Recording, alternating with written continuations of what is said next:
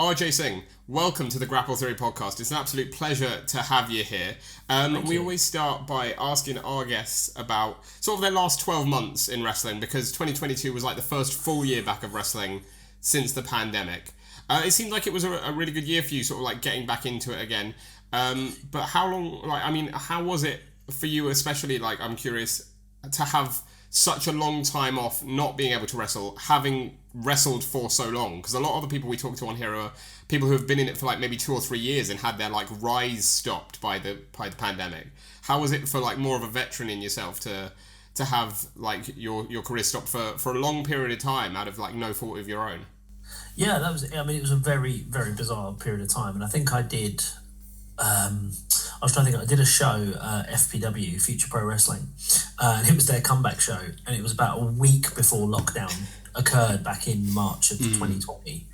So it was really strange because we were at that show at the time, and we were all kind of like, should we be shaking hands? Should we be wrestling? Or like, what's going to happen next? And then literally, I think it was it could only been a couple of days later, country went into its first lockdown. So that was really, really strange. To be fair though, I mean, being a head teacher in my other life, I was just far too busy with everything that came with that, really, to even worry too much about wrestling. It was bizarre, obviously, and it was really strange not to be going to shows every week and attending shows. But I think my time was so taken up with trying to, run a school in the pandemic that wrestling just kind of quite easily got put on the back burner for me. Yeah. I think the stranger thing was starting again in 2021, coming in the autumn of 2021. I think it was summer. I think my first show back was summer of 21. And kind of being ready for that, because I suppose when you talk about the strange thing there is because I hadn't been in the ring for so long, and for anyone who doesn't know, there really is such a thing called ring rust, where you haven't been in the ring and your body is just not prepared for it, like if you haven't been in the ring regularly for a long time. So I think it was from like April of 2021 all the way through to the summer. Me and my fellow wrestler who's lives very close to me, good friend of mine, Sunset Skip, we spent quite a bit of time down the Square One Wrestling Academy, and we spent a lot of time down there just prepping and like getting our bodies back into bumping and being in the ring and things like that. So I kind of felt prepared by the time I got there, but even then I was really nervous. That first show back in autumn of 2021, I was really nervous, and I was the first match on the card. It was for Purpose Wrestling, their debut show, actually. Its debut show, and I was the first match out, and so that was really nerve-wracking because it had been over a year and a half since I'd been there. So but then it and tail end of 2021 was kind of a slow build. Took kind of a bit of time to really feel comfortable back in the ring again. So whereas I kind of felt like I hadn't really missed it very much during 2020, and then it became quite noticeable, like 2021 really took me, I think, that second half of the year to really find my step again, and really find my groove with what I was doing. So but I mean, that led me into 2022, which was a really, really busy year for me. Had an incredibly busy year last year, more so than I thought I'd have at this kind of stage of time of life and things like that. But it was really it was great to be so busy last year and get around to as many promotions as I did. I was going to say that must be nice, knowing that you're still sort of so wanted and appreciated on the scene. Again, having been in it for so long, but also like again having a year where like you're winning belts and you're having great matches and you're doing all these things that people are, I guess, more would associate with like the up and comers who are like on their rise, to still be having those sort of pulls. Like that must be really nice that the promoters are still having that feeling towards you. Yeah, absolutely. It's very humbling, really, to be wanted, and I think what's kind of nice is that I'm at a stage where I can kind of take as much or as little as I want, which is a real privilege, and I know not every wrestler has that. And I know there's, like I say, as you mentioned, there's some up and comers who would kind of give to work as often as I do. I know there are some up and comers who work every weekend. But it's kind of nice to be in that position where I can be a bit more picky and choosy over stuff that I do. But yeah, at the same time, it's really humbling that lots of promotions still contact me and still want me. Yeah, absolutely. And one of those promotions, we'll get onto it now, as it's early on in the podcast. One of those promotions is Pro Wrestling East, where you're of course the champion, won the title tournament, and again, like they seem like somewhere that have really hit 2022 with a bang. PWE. They seem like they really. I just hear so many good things about them and what they're doing and how they're running. And so for them, again, to have that faith in you, to put you in that tournament with, I think it was like a really nice mix of like up-and-coming talent and like that veteran talent as well, which really showcased both, you know, the fact that what we have still here on the scene. And that must have been really nice to win that belt, for them to be like, you know, we want you to be our main champion after a tournament like that, where there was so much talent in it. Yeah, again, incredibly humbling. I really didn't know much about Pro Wrestling East until they contacted me, and it was for a chat with Jordan Saeed, who's a really good friend of mine who'd worked for them, and said, yeah, you know, they're a great company, you should definitely go work for them. And they said, you know, they contacted me and said, look, we've got this tournament next year in 2022. We've got a men's championship and a women's champion, and we'd really like you to be on all our shows into next year. So I was like, yeah, absolutely. You know, it's Cambridge is close to where I live, so it's quite. It's always good. I like shows that aren't too far. Oh, it's always handy, isn't it? It's always nicer.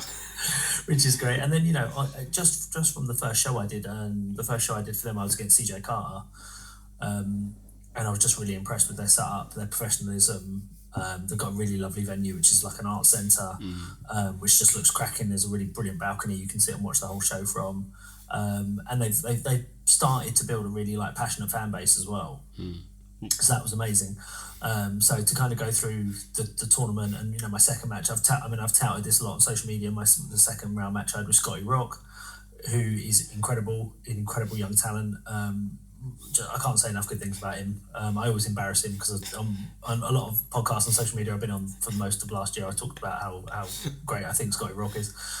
He is brilliant. I mean, he is fantastic. He's incredible talent. So it was great wrestling him, and then, you know, through to the finals. Was supposed to be against Peter Nixon. Unfortunately, Peter Nixon was injured, so it ended up being me versus Gene Money, and Gene, incredibly entertaining wrestler.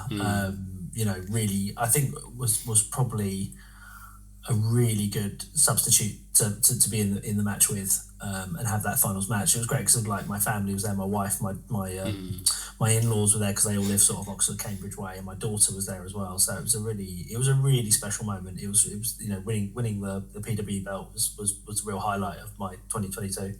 I was going to say, like, is that? I mean, obviously, like, you've had a great career and you've wrestled so many places and been doing it for so long. But how often is it that you get that opportunity where, like, sort of like your whole family's there to see you, like, win a big match? Like, does it happen a lot, or like, is it something that's quite a rarity? No, it's not a very common thing as well. Particularly when you sort of do some shows that are very late night shows, or you know, far away and things like that. So it's not really able to do it. But because Cambridge, you know, is only about like a 45-minute drive from my house. It was a really good opportunity. I think I just seized the opportunity because, like I said, we've got family in Cambridge. And we knew we'd be able to bring my daughter, and knew that sort of my nephew and niece would be able to come as well. So it was, we just kind of grabbed the opportunity while we could. Yeah. And it's got to be nice, again, like you say, having one close in as well. Like, I think in terms of, obviously not going to like have you disclose where you live, but like in terms of getting to those shows, like you say, like ones that are in London, obviously like Purpose, that you can get to like fairly simply as well. And then also Cambridge, but like I guess more like that Midlands and just below it area, like Cambridge, further north like that. It must be really nice that there is, you know, also this like abundance of promotions coming up where you can get booked on these shows that are like relatively close to where you live without having to go, say, to like Manchester or Birmingham or something like that. Yeah, that's it. I mean, you know, and I have done Manchester a few times recently for a soft pro, obviously, and that was a long drive. So I feel like they didn't used to be. They didn't used to feel long drives, but they do. You know, when you get older, they certainly do feel about. I feel a bit longer, but it's great. It's great having like Win Wrestling up in Northampton, which is where my niece and nephew live. So it's great that whenever I do Win Wrestling, that they can come see that. So and then I think kind of mostly these days the kind of furthest out I tend to do now is sort of Portishead and Swindon for Wrestling Society.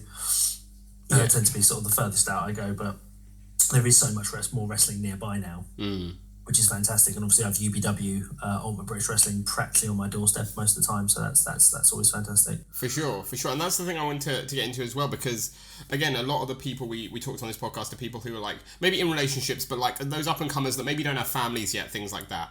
And so when you've got a family, when you're thinking about sort of those priorities as well, is it tough to sort of pull yourself back, like pick and choose? Like you say, obviously you have a fairly flexible schedule, you can pick and choose what you take at this stage of your career, but is it tough to maybe like turn some things away, or like know when to take a break and know when you should have a weekend off, or like spend time with your family, that sort of thing? Does that get tougher as like your family grows and you get a bit older? To be honest, for me, it's easier. It's easier to turn stuff down now. It's easier to say no. It's easier to go, actually, I wrestled twice last weekend. Actually, next weekend, I'm not going to do anything. I'm going to have a weekend off. I'm not going to have any wrestling at all, or things like that. And I think that just comes with, it comes with a bit of maturity, a bit of age. Like I said, knowing family is my priority now. I find it much easier to turn down bookings now than I did when I was younger, because obviously when you're younger and you're just hungry for them and you want to kind of wrestle all the time, and really understandably. But no, I think it just gets to a point where like, no, it's okay for me now. And like, talking to some younger wrestlers as well, like last year, and you'd see them get so cross and upset when a show gets cancelled.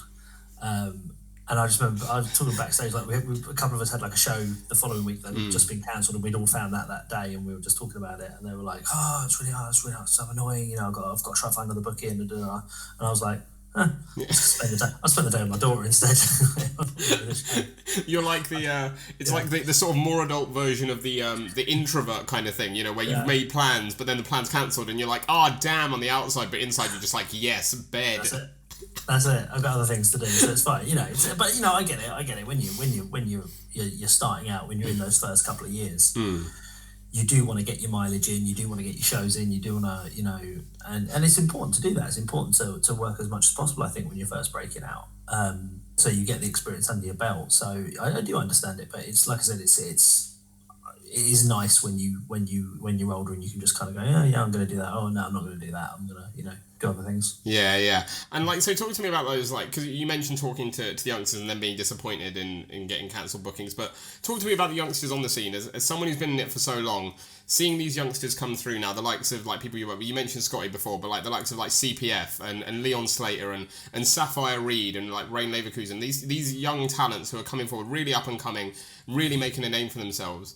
I don't want this to come across the wrong way, but does it make you feel older when you're in the ring with them, like, or when you see them on shows and like seeing the stuff they're doing and the rises they're having?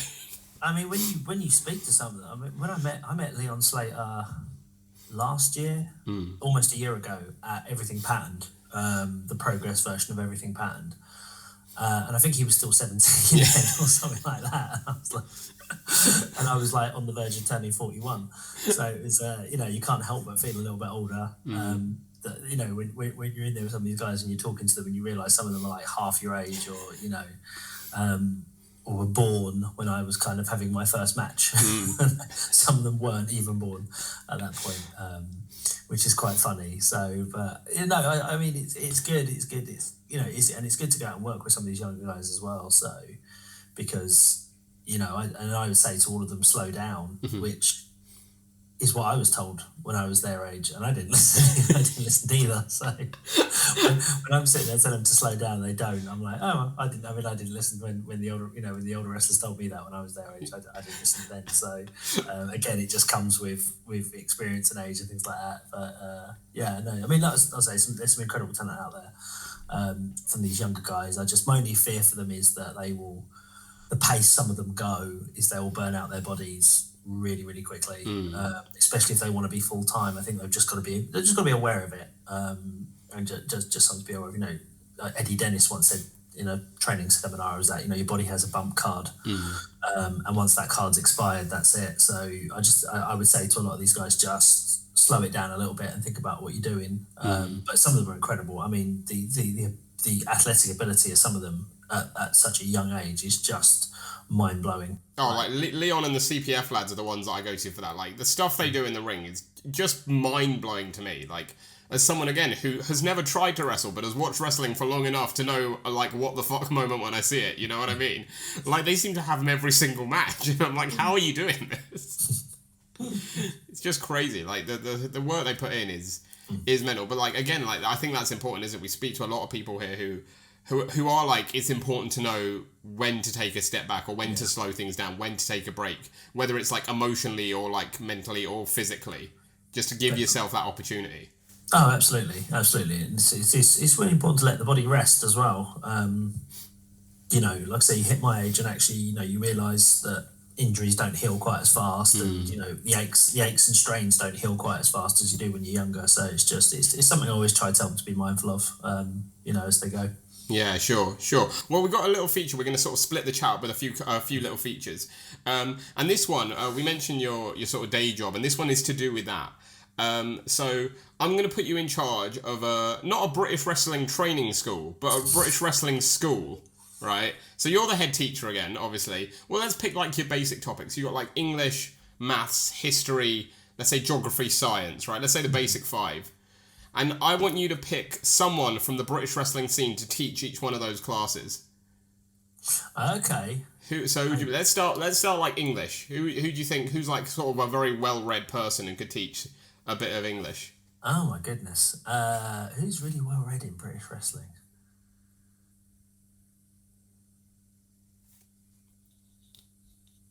Oh God, you really put me on the spot now. I like to put people on the spot a little bit. Oh gosh, this is harder than I thought. Who's really well read? I'm trying to think who's someone like, I tell you what, someone like a David Francisco, who's not an actual English speaker either. But yeah, he's very well read, very very well educated, a thinking man. David Francisco is a thinking man's wrestler. So. I feel like you can see that with him in the ring as well. You know what I mean? Like you can see the cogs whirring in his mind as well when he does that.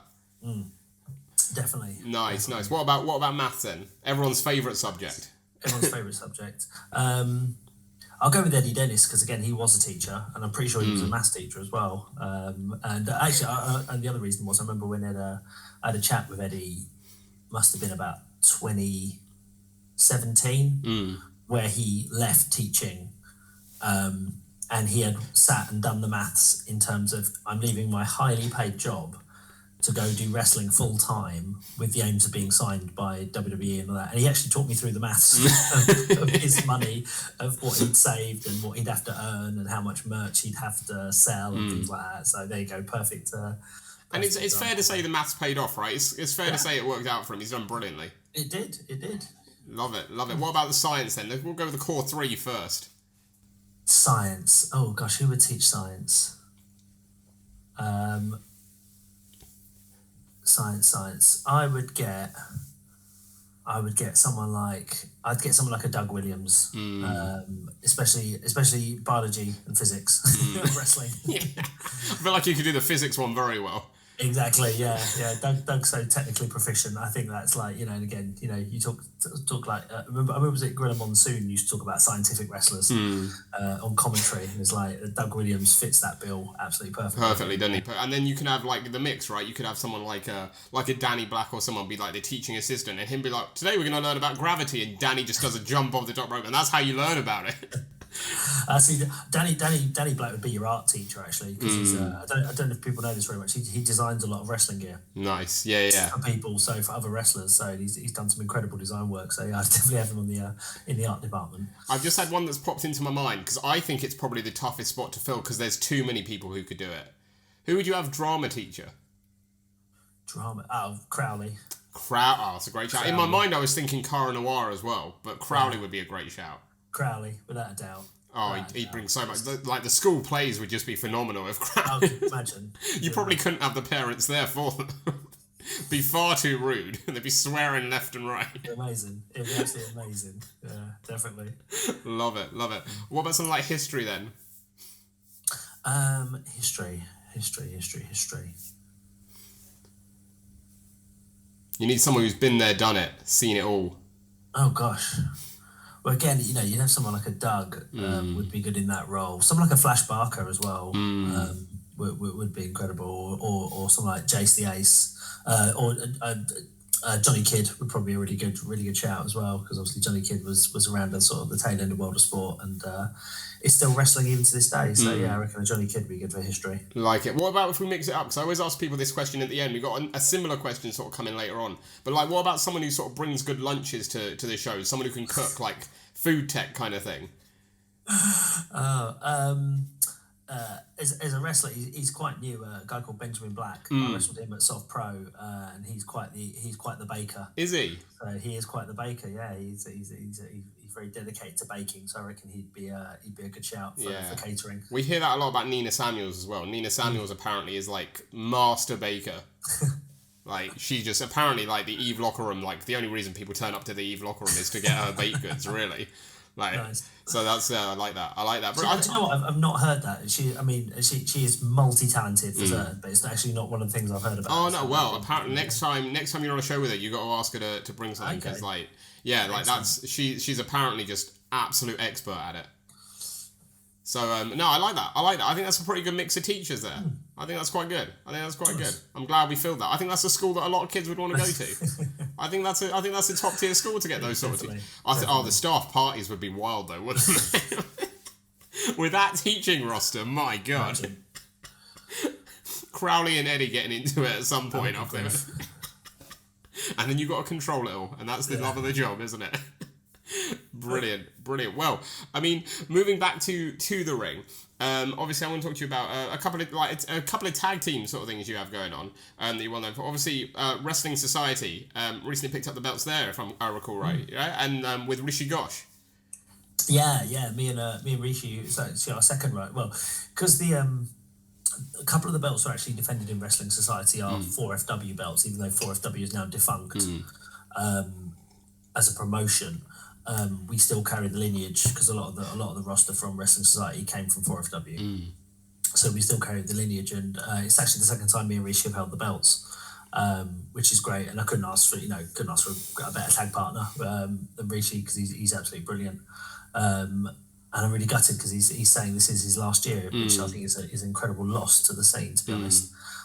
So we picked up the tag belts in Wrestling Society, which we're defending, but we've kind of installed the Freebird rule with a bit of an extension. So part of a stable called the Monarchy. It's me, Rishi, Harry Singh, and Nadia Sapphire. So we've kind of set it up that any of us out of the four can defend it as well, which I think is going to be great, because it allows some great combinations of, like, it could be me and Harry, it could be me and Rishi, it could be Rishi and Nadia, Harry and Nadia, me and Nadia, sort of thing. So I think it adds quite a nice dynamic, especially when you have, a couple of mixed tag teams like the Odyssey, who've just won the United tag belts, haven't it? So and they're a tag team we're quite interested in at Society. So it gives us a nice chance to do some different dynamics with teams like that. Yeah, and it's quite nice as well. I was going to say, because like.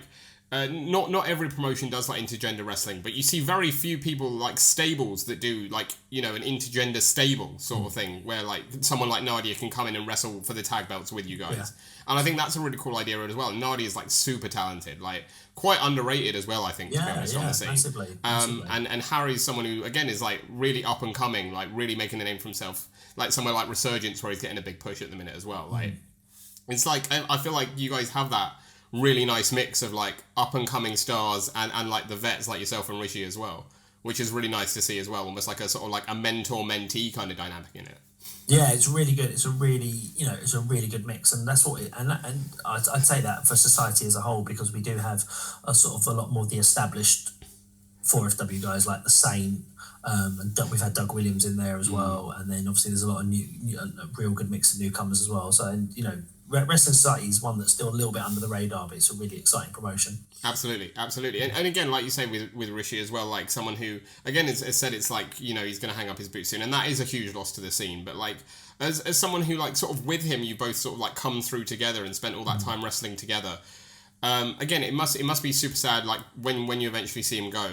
But also to have had all that time wrestling with him and seen you guys both come up through the scene and help benefit the scene as much as you both have together. Yeah, I mean, I knew Rishi way back when he first started, because I'd done some tag work with his older brother Raj, So I knew Rishi sort of right from the start of when he was training in like FW Academy down in Portsmouth, all the way up to this point, which is about 18, 19 years now, that we've known each other. So, and he's just, like I said, he's so brilliant, he's so entertaining, he's so reliable. He's a great person to have on your roster. So I mean, good for him. He's ready to kind of move on to other things. He's obviously got his own training school, which he'll still have a big hand in that and training another generation. But I do, it's a huge loss to see Rishi hanging up his boots. Absolutely. But again, you guys have like both benefited the scene so much in that time. And I was going to say, like, again, I feel like everything I ask is like aging you, and I don't mean to. I really don't. It's fine. I really don't. It's but fine. when someone like Rishi, who you come up all that time with, I mean, it may have been something you've thought about before even knowing that, but like, when he says he's hanging up his boots, does that get you thinking, like, have you started thinking, like, how much longer do I want to do this, or can I do this kind of thing? I mean, I tried to retire once, it didn't stick, and I just I've said to people now, like, I kind of made a big deal of the retirement back, which is nearly 10 years ago now, when I did that first retirement. It lasted about 2 years, and then I was back on the scene again. So I just said to people, like, that when I decide to finally go, right, that's it, I don't think people won't see it coming, because I'm not going to make a big fuss of it. I'll just be wrestling one day, and then the next day I won't. Sure. But it's not going to be like a Kiss dynamic where you say you're retiring and then you're back on tour like the next year. So I think it's just easier just to stop wrestling one day. I think just one day I can kind of see it now, where I will just wrestle until I don't want to anymore, and I will just one day finish that match and just be like, that's me done. Oh mate, I love it. I love the like idea behind that, but you're going to get such backlash. People are going to want to give you a send off. People are going to want to give you a big send off. You deserve it. I already had one, so I don't know if people. I don't know if you're allowed two big ones. To be fair as well, like then it looks worse as well, doesn't it? When you come back after a big one, you're like. Exactly. I don't want to Ric Flair this too much. Back at 70. One final match. Definitely won't be wrestling at 70. I'll tell you what, like that'll be at the end of that'll be Leon Slater's last match as well by the time that comes around. Absolutely. I mean, I will wrestle till either I think my body can't take it, or people just don't book me anymore. Sure. Whichever comes first. Yeah. What about like would you like want to do like again in that vein, like would you want to stick around, like maybe do something like comms or like doing that sort of thing once you hung up your boots in the ring? Potentially, but I mean, when I did comms before for Progress, that's kind of what ended up putting me back in, and I think that's the problem. Like, I really enjoyed doing commentary for Progress. It was really enjoyable, and it hurt a lot less. But I think the more I'm around it, it's harder to completely pull yourself away, and I think when you're around it, you just want to get back in. That like FOMO where you see him in the ring and you're like, I want to be doing that. Exactly. So I think if you're gonna go, you like unless you're really committed to doing those other things, I think I just have to pull away in its entirety and just be like, no, that's it. That's me done, and I'm done for good. So no, sure, I get that. And we talked about Rishi. I want to talk to you about another tag team part you've had, mainly in Purpose, who we mentioned earlier, and you mentioned him earlier, is Jordan Said. Again, like just it seems like we're talking about just all the brilliant up and coming like stars here. Jordan is someone again who I think is super underrated, and like. Again, no discredit to the shows he's on, but like someone I could see on like being on a lot bigger shows, and like I feel like he just needs that break. Do you know what I mean? He just needs that one chance to get on like a big show and show people what he's made of. Yeah, absolutely. I mean, it was thanks to Jordan that I kind of went to Italy at the tail end of 21, and I'm fingers crossed going back to Italy in March if my passport comes through. Nice. Oh yeah, tense moments. I've just had the email to say it's printed. And it's in the delivery system, so hopefully my passport will be here in time. But yeah, no, Jordan tagging up with Jordan was great. Like it's been really, and like I've seen him completely change in just the months from the tail end of 21 when we first started tagging in Progress. The difference in him in terms of his confidence as a performer, and just being so much more comfortable. Like, and I'm sure he doesn't mind me saying this, like just he would get really intense with himself backstage and really like down on himself, and then over the last year, you've just seen the confidence grow where he's so much more relaxed. He's so much more comfortable in what he's doing and the way he wrestles and things like that. And you know, it's been brilliant to watch him evolve just very, very slowly. And obviously he's been working really hard on his physique. And I think what I'd like to see is Jordan be given, you know, one of those sort of marquee matches, I think, to be able to, because, you know, like I said, we went together to Italy, and he main evented the show, and he was incredible. He was absolutely brilliant. You know, the fans, he was a heel there, and the fans absolutely were on him, and it was brilliant. So yeah, I think he just needs that kind of breakout match to show everyone what he can really do. Yeah, hopefully he can get that. Hopefully this year we'll see that, and that'd be great. That'd be awesome to see. Well, we've praised a lot of people, and that brings us on to our second feature of the show. And this is where, as the champion of PWE, you're going to get you're going to have a bit of a heel turn, a little bit of champion heat on you here. Because this is called Dishing the Dirt. And I'm going to ask you some questions. And as the champion of PWE, I want you to let me know from each question which member of the PWE locker room most fits that description. So don't worry, we do this with everyone. Everyone has sort of, who comes on the podcast ends up sort of a little bit of a heel afterwards because of it. I'm just interested to see what you come out with. So the first one is who's the one that's always running late? Who's always running late? Oh gosh. That's a really good question. I haven't really noticed actually. Anyone who's particularly late. That's always a good sign. Yeah. Do you know what? I think everyone. I'm trying to think who I see coming in last. Not running late. I reckon Simon Miller probably comes in last, but he's never late. No one's ever late for the show. That's good. That's good to hear. I like that. That's a good start. A nice start. I like it. This one is one of the two that I always say, like, most of these questions, if I'm honest, are fairly nice. They're fairly good questions. This is one of the two that I say might get you some actual heat, though. Okay. Who has the worst music taste? Who has the worst music taste? Who's got the worst music taste? I'm just going down the roster now and having a quick look. Who puts something on and you're like, oh no, turn that off. That's not. It's got to be the Chapmans, just because that music bores into your ears, doesn't it? The entrance music, my God. It goes through your ears, through your brain, and all the way down into your soul. Yeah. When you're hearing it, like, again, I can say, as a fan, when you're hearing it, and it's like they're coming out, you're like, oh, this is great, it's banging, the Chapmans are here, love it. And then when it's stuck in your head afterwards, you're like, oh, for fuck's sake. There we go, yeah. You're humming it. You're like, no, stay. Next one is, who's the comedian of the locker room? Who makes you laugh the most? Who makes me laugh the most? It's probably Skip. Me and Sunset Skip. Whenever Sunset Skip's backstage, just because we're such good friends anyway. So we're just constantly just in each other's ears, cracking each other up. So nice. Who takes the longest to get ready? Sunset Skip. Yeah. Always. What is it? What's he take so long with?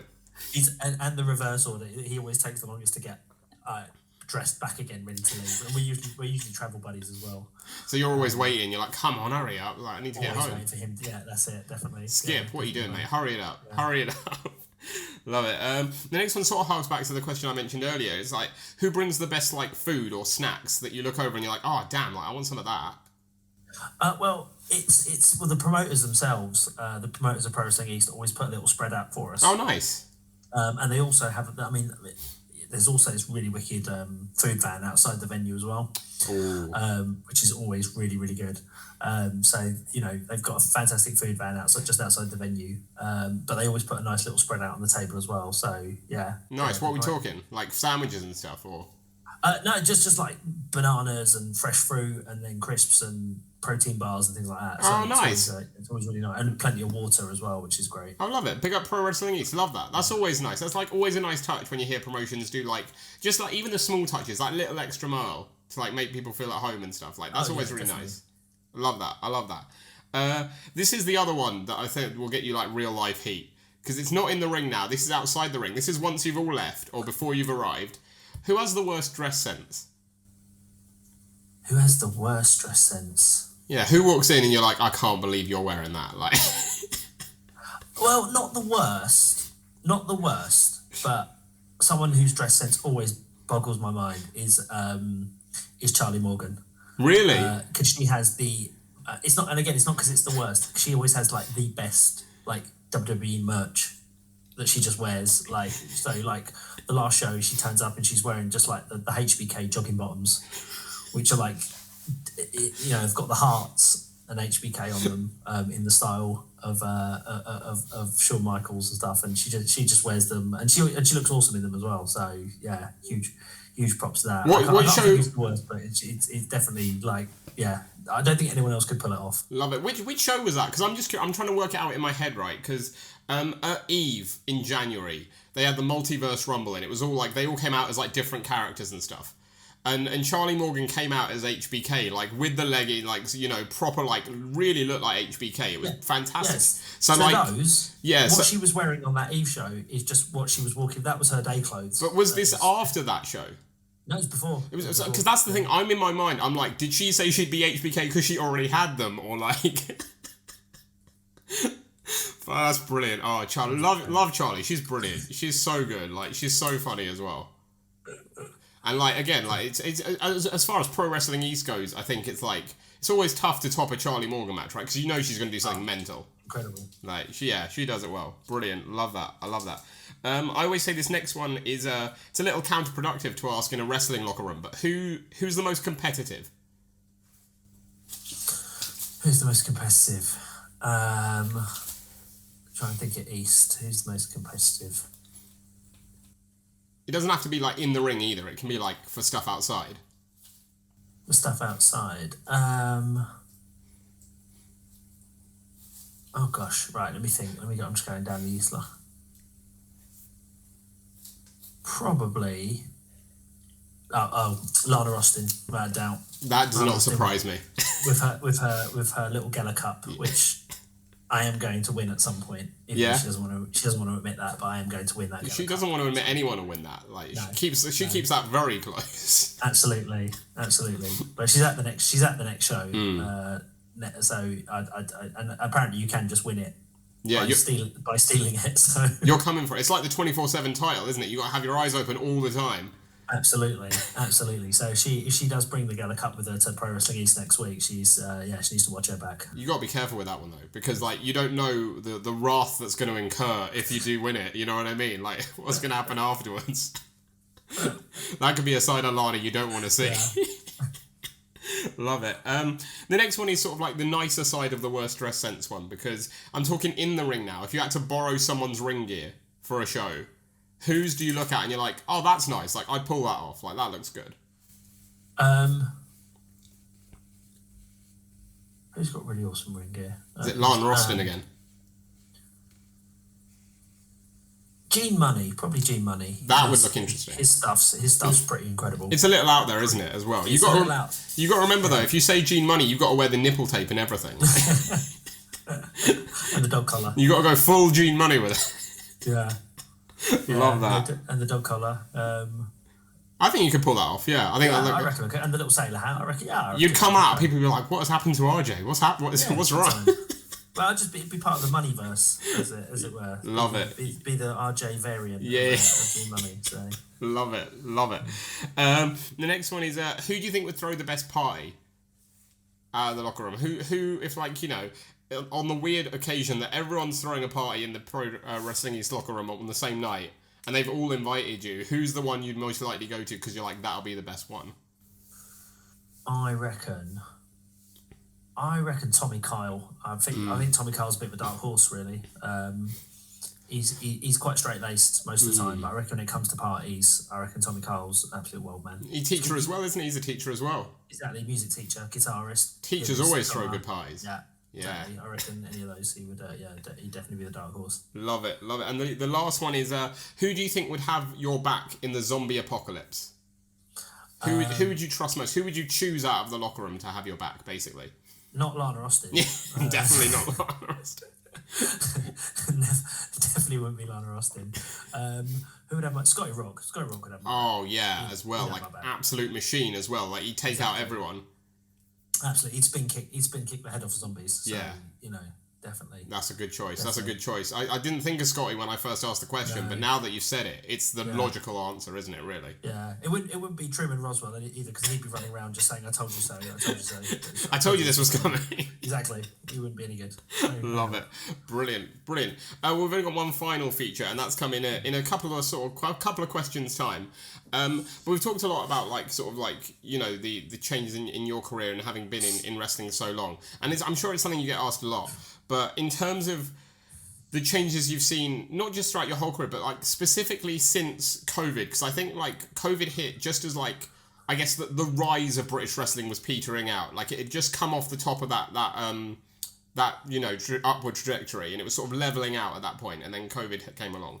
And I think a lot of people were very wary when it hit, and when people went to like NXT UK and things like that, about who was left on the scene and whether the scene would recover and be as big as it had been. But as someone who's been on the scene for so long, who's seen those ups and downs it's had, was there any like doubt in your mind that the scene would get back, and we'd see the rises of like the Leons and the CPFs and like Alexis Falcon and Lizzie Evo and those sort of people? Like, I can't imagine there must have been much doubt in your mind that British wrestling would bounce back, especially in terms of the talent, more so than necessarily the promotions and the crowds. But the talent especially, I think, like, you must have seen it all, right? You must have been like, oh, I've been in places where the big names have left before and we've been fine. Absolutely. I mean, you know, if you stick around anything long enough, you'll see it dip and trough, and hit highs and hit lows and things like that. And when I first came I got into wrestling in like 2002. And we were hitting a rise then. We were hitting this really, we were on the rise. FWA was kind of making waves, getting in a lot of former ECW and independent American talent. So we were on a real rise. And then we hit sort of between 2007 and 2011, and we hit this trough again. We just dipped again. Houses were down again, and it wasn't much interest. Then from sort of 2012 onwards, up to say 2016, 17, again we were on this massive rise again, before the pandemic hit, really. And I think you always have to ride these things out, and you always have to be prepared for things to go take a downturn and to pick up again, and downturn, and weather it, I guess. But no, I mean, I was never in any doubt that when you lose a crop of wrestlers, you're never in doubt that there's another set ready to step up, really, and then take those prominent positions again. And I think what promotions just need to be very aware of, I think, is about making sure you are having experienced guys working with newer people to be able to pass on and give them that kind of experience. But I always knew that the scene would always be able to replenish and replace and because I think that's the same in any industry. No one's, I don't want to say everyone's expendable, but no, I mean, you'd say even in teaching, in teaching you can be the best teacher in the school, but they'll never build a statue of you, and you leave, someone will eventually replace you, and you move on and things like that. So I think that's just what it is. That's and I think that's just the reality of it, that if people leave, other people will step up and take on those those roles and step up to the plate, as it were, which is what happened. You can see, like I say, a lot of those new guys rising up now. Yeah, for sure, and that's good to hear from your perspective as well. I like that. And of course, we've got to talk about the DDT, because that's the best move in professional wrestling. I'm sure it's, again, a question you get asked a lot. One thing I'm wondering, though, is about the DDT. Obviously, it's the best move in professional wrestling. What's the second best move in professional wrestling? Well, that's a good one. It's got to be the pole driver, I think, because it's just devastating. And the fact that, in in certain promotions throughout the 80s and 90s, it was a banned move because it is so devastating. But for me, the pole driver is so visually impressive. Like, I don't think you can get more.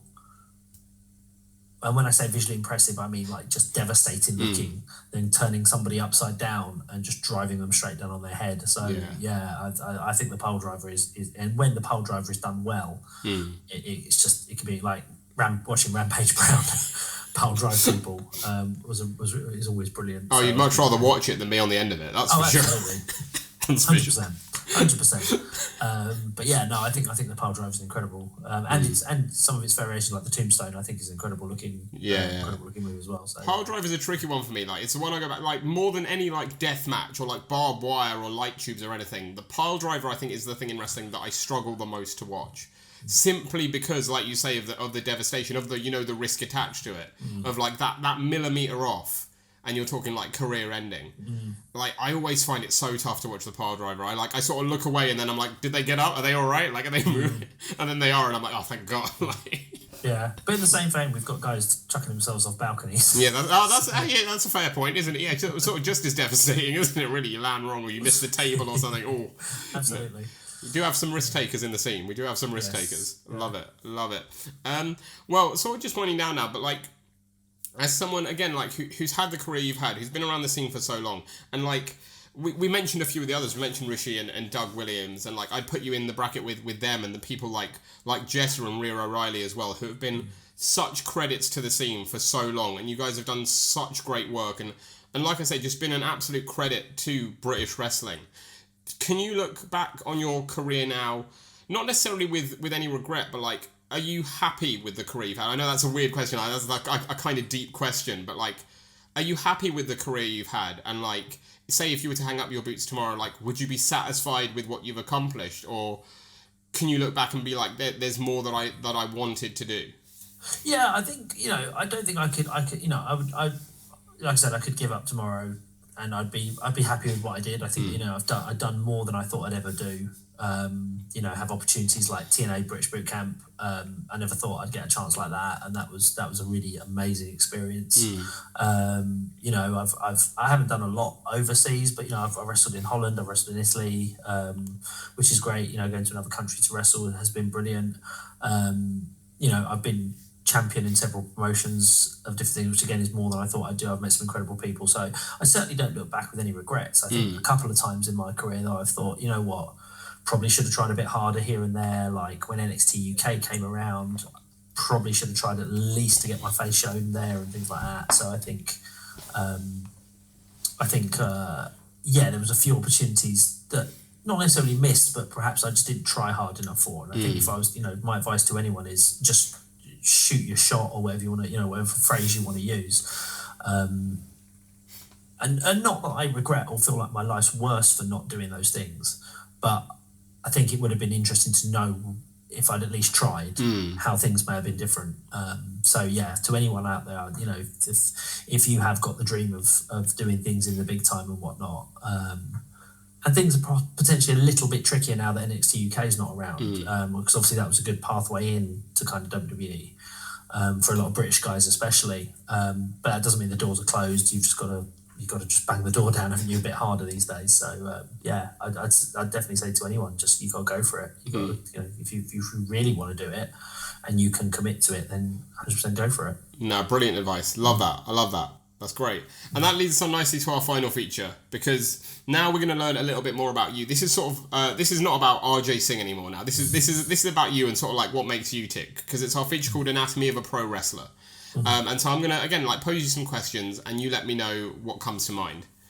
So the first one is my favourite pre-show meal. Oh, favourite pre-show meal. Doesn't necessarily have to be a meal, like whatever you eat pre-show. Do you know what? You just have like a sandwich or something. It's never usually a chance to, because of the timing of wrestling. I've already usually eaten lunch, and you don't want anything massive.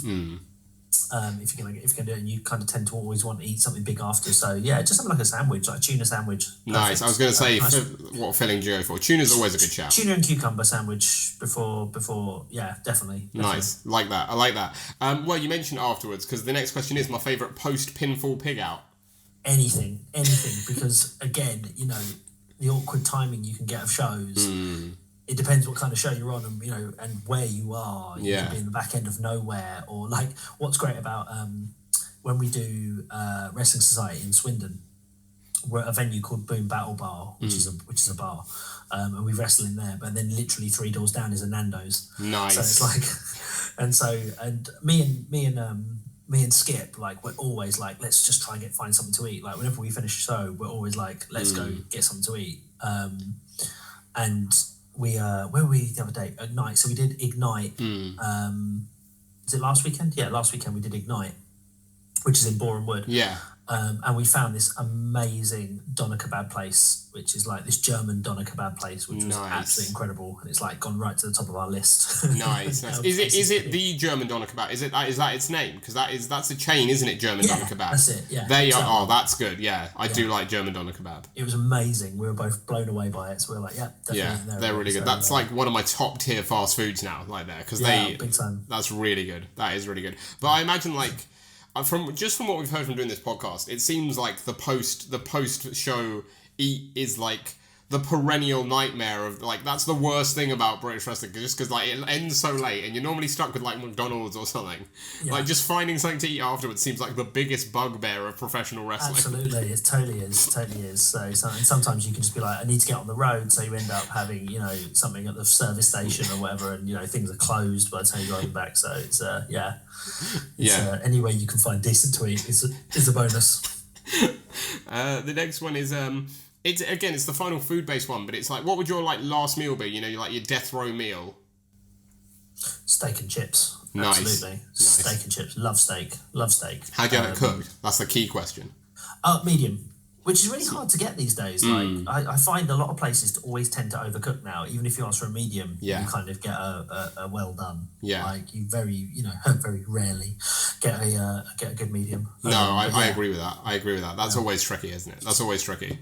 Like definitely. Or it's like way under. Like because I'm the same. I go medium, but like I can't have it like oozing. You know what I mean? It can be red, but I don't want any of like the red juices, so it looks like it's bleeding. It's got to be like just red, like dry in the center. And that's fine, but yeah, like you say, people like places. It's really tough to find a good one now. Definitely. And I can't cook it myself. I'll tell you that much. I always overdo it. I always overdo it. I never get it right. Yeah, I never. I always take it too long. I never blame people either. I'm like, I look at it and I'm like, no, that's under, and then I overcook it based on that. Exactly. The next one is the song that gets me the most hyped. My song gets me the most hype. At the moment. I used it in a little music video that Tommy Kyle made for me, like a little end movie. It's got I can't remember the name of the artist. How embarrassing! Hold on, I'm gonna have to look up the name. It's the one on your Twitter, isn't it? Yeah. I can't remember. I can't remember the song. I know I've seen it. It's called Man on Fire. I'm just trying to remember who it's by. It's by Those Damn Crows. Ah, okay. So Man on Fire by Those Damn Crows is wicked tune. Nice. Yeah, love that. The next one is the movie that I'd show the locker room. The movie that I'd show the locker room.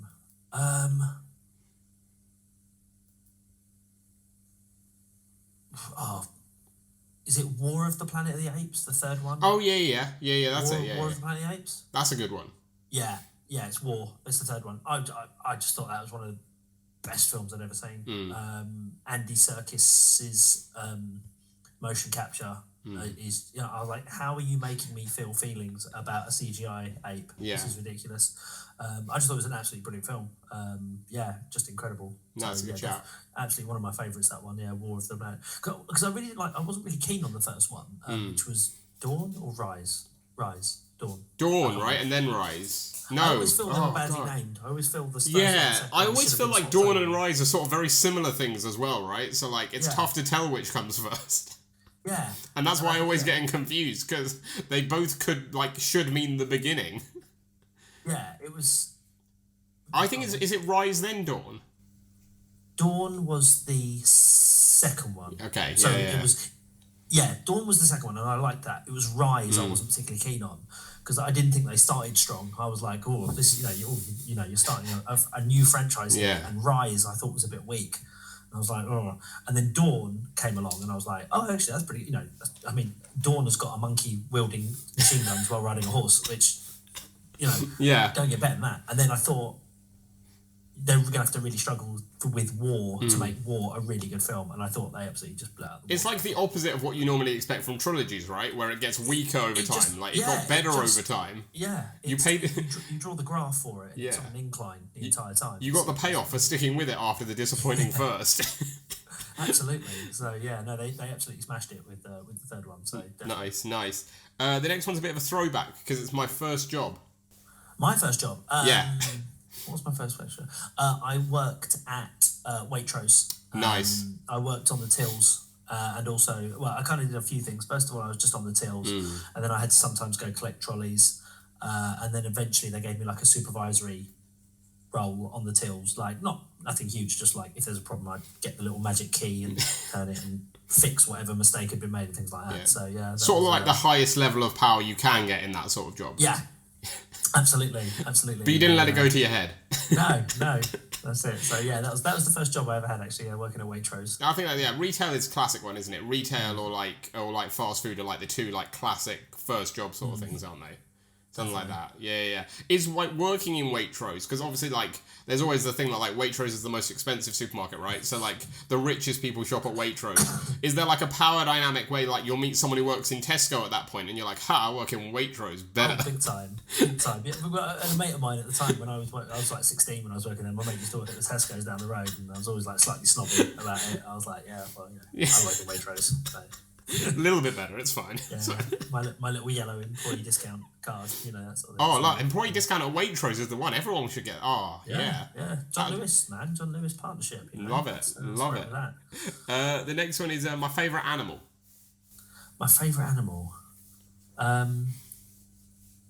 probably cats. And I wasn't really a cat pet. I didn't really have any pets until I was with my wife, and then she got cats.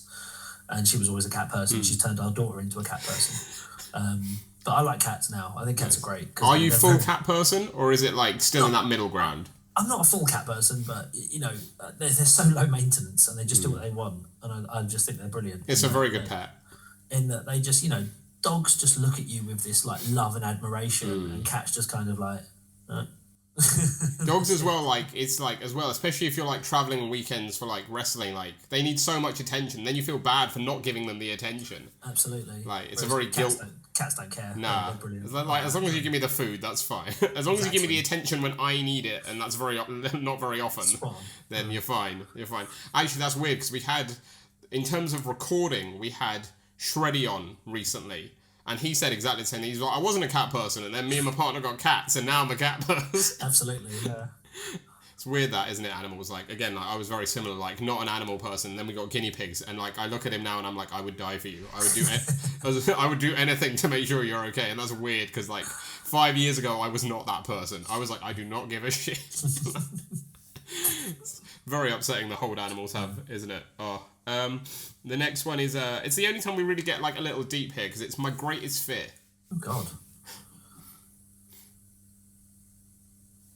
I'm not sure I have a greatest fear now. I just that's sounding really morbid. I know it'd be something around my daughter, like I don't know, like either losing my daughter or my daughter losing me, anything like that. Just or her being unhappy, anything like that. I think anything around her sort of unhappiness would be my biggest fear. No, sure. That and like a 50-foot spider. That would also. That would also, that would be up there as well. Oh God, no. That's it. Or just any spiders in close proximity. To be it's really funny. It was Snapchat made a filter a year or two back, which was just like a tarantula crawling around your face. Oh yeah. And I was like, this is amazing. They've somehow reached into my brain, taken my deepest fear, and they've just turned it into a filter for Snapchat. Yeah, or like that. I don't know if you've seen it. That scene from like the second Harry Potter where they go into the forest and there's like the massive spider. You're like, no. We've been watching them actually. Funny enough, my wife was like, I really want to watch the Harry Potter films. We've got them on DVD. Nice. And so we busted them out the other day. Oh, nice. And we've been watching them. Like we're going to watch the last one tonight actually. So we've got to the last film tonight. Nice. So we've literally done a week of watching them, and we got to the second film, and we were like the bit with the spiders in the forest, and I was like, I could feel myself just wriggling in my seat. It's not even like the big, because again, like me and my partner, like we're like sort of a little Harry Potter obsessed. We'll watch like all the films like probably twice a year. We'll go through it and watch them all. But like, you get to that. It's not even the big one that does it, because that's very clearly fake. It's the ones that look smaller and real. You're like, oh no. No, I can relate. Yeah, that's a bad one. But again, like, credit to you, like, just parenting wise, like, again, I'm not the sort of person that wants kids, but it's something that I can't even. I have massive respect for it, because again, to just put that much of your like life and emotion into like a little version of you, I can't even comprehend the emotion that goes along with that. So credit to you. The next one is everyone asks like, favourite match or dream match, but I'm gonna mix it up a bit and say, what's your favourite match stipulation? And we asked this for like Shreddy and stuff as well, and there was a little confusion. So I'm saying like anything is a match, like a one-on-one is a stipulation. It doesn't need to be like a special thing, but it can be a special thing. Like a Royal Rumble is a stipulation. It doesn't need to be like a I think Street Fight. I've always enjoyed doing like Street Fight style matches, especially if you build to them and you have a purpose behind them. Me and pardon me. Me and Tiger did one at Wrestling Society, but we spent like the whole year building towards that street fight, and it paid off really, really well. And I think I'm not like a hardcore wrestler, and I think you can draw the line between like doing street fight style matches without getting too bloody. I think you can draw that line quite easily, and without getting really hardcore. But I wouldn't say it's my favourite, but we did do a TLC at 4FW, like a 6-man TLC match back when 4FW was running, and that was one of my favourite matches, hands down. Nice. I just think, again, we told a brilliant story, and it was so well received by the end of it. So that was definitely one of my favourites. Yeah, I think, like you say, I think there are too many of those sort of match stipulations now that just happen, like, and there's no story to it. But when there's a story to it, it's really good. Absolutely. I think, any kind of stipulation match, you need a reason to go into it and to do it, and I think that's really important. So, yeah. Nice. Only a couple more. The next one's my favourite place in the world. My favourite place in the world? It's really sad. I think just home. Just home with being at home with my family. But I haven't visited Galaxy's Edge yet. So. Yeah. And it could be that. That could be the next one. I've got a feeling once I visit Galaxy's Edge, that might be my favourite place. Nice. All the videos I've seen about Galaxy's Edge, I'm like, I can't wait till I finally go there. So it's on my bucket list. Big old Star Wars fan. Love Star Wars, yeah. Same. I can relate. Yeah. We're going to the thingy experience in April. We booked tickets for that, so we're taking Jasmine as well. So she quite likes Star Wars. She only likes Darth Vader. She doesn't really watch Star Wars, but she knows Darth Vader and she recognises the Imperial March. If you play the Imperial March, she's like, that's Darth Vader. That's a worrying sign early on when like you haven't even watched Star Wars, but you know you love Darth Vader. That's absolutely. And we were in London the other day. We took her into London for half term. And there was all the street performers, and there was one guy stood on a box just dressed as Darth Vader, and she was like, her eyes just lit up. And it was a good thing he was on a box because he was probably only about like 5'5". Would have broken the illusion. Yeah, but because he was on a box, he looked quite, and he had a lightsaber, and she walked straight up to him because she could see other people having their photo with him, and she walked straight up, and he kind of put his hand out for a high five, and she just reached and took the lightsaber instead. That was all that she was bothered about. Amazing. Was this picture. One with the dark side already. Love it. Well, that's it. Well, then the guy was like, he's like, oh, what colour do you want the lightsaber? You can have any, you can choose any colour of lightsaber, etc., etc. And she was like, red. I want it red. So, and then, so I don't know how well you can see that. Oh, I love it. She is just, absolutely love it. I love that the lightsaber's like bigger than her as well. I know. Like, just double the size. I love that. That's amazing. That is amazing. I love that. What colour lightsaber would RJ Singh have?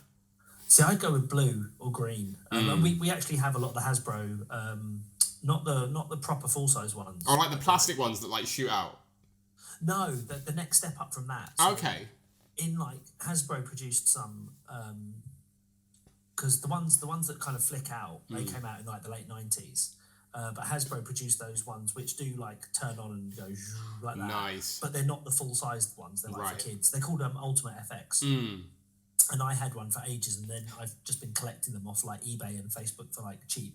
Nice. But she loves them. She loves playing with them because they're like kind of the right size for her. Yeah. So we regularly, but she always chooses the red ones.